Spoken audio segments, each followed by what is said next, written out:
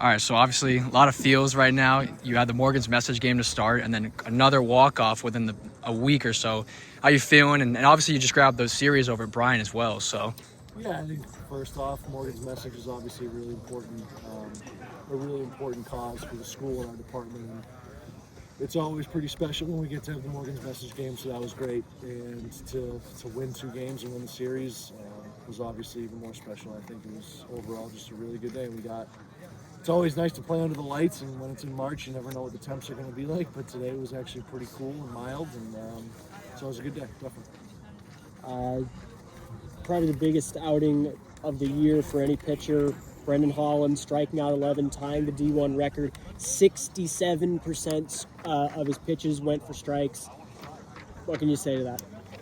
He's been great. He's been great all year.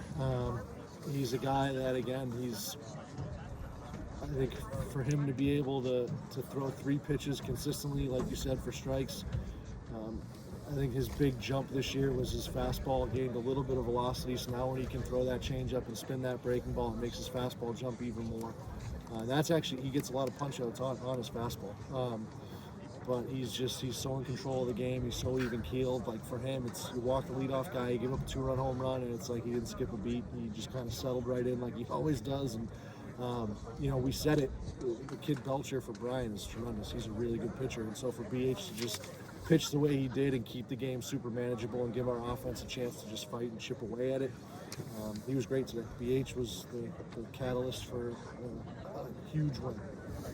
His fastball was down in the zone pretty much the entire night, and that curveball was deadly. Yeah, if you look back the last couple of years, he was more like a 12-6 guy, and he's kind of tilted a little bit. It's more like a slurvy slider pitch, and it got a little tighter and smaller, but it's just really good, and he throws it wherever he wants. And his fastball for a kid that's 6'6" and releases the ball at about 7 feet high, and to get it at the bottom of the zone is really tough and deceptive on the hitter, and he's just a hard kid to hit. He does a great job.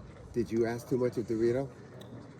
No, that's who he is. He wants the ball. He wants to be the guy. So he came off the mound after we gave up the lead, and I was like, hey, you just threw 2 innings. Like, you're good. You're done. We're gonna go to someone else. And he was like, no, I want the ball.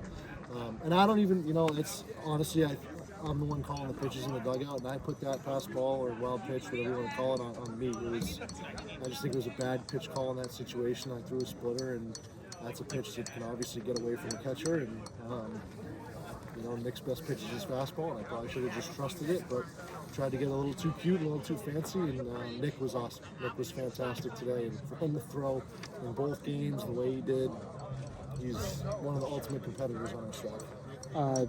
Carlos Martinez, two home runs, 5 RBI on the day over the 2 games, both hit in the same direction. 2 very different types of home run. One a line shot, the other one 33 degrees of launch angle, 10,000 exit velocity.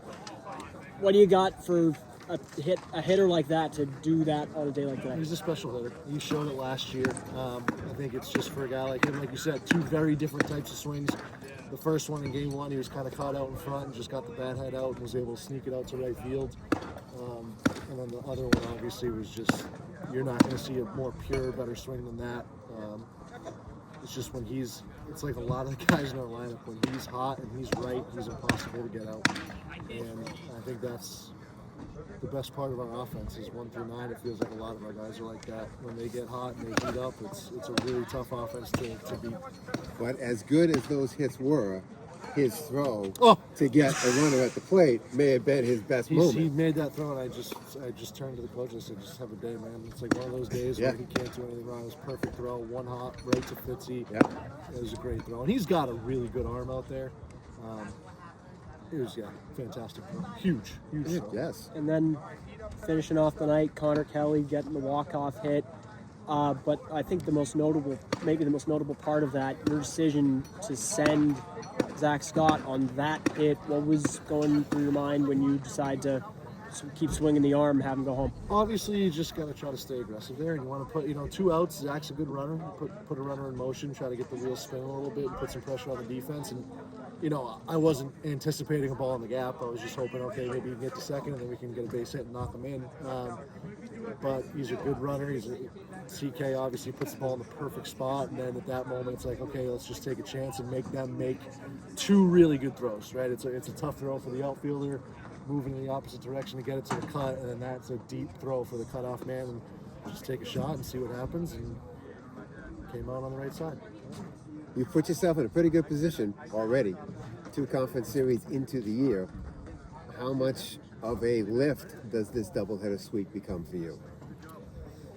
I mean, I'll never take anything away from a win or a series win. It was awesome.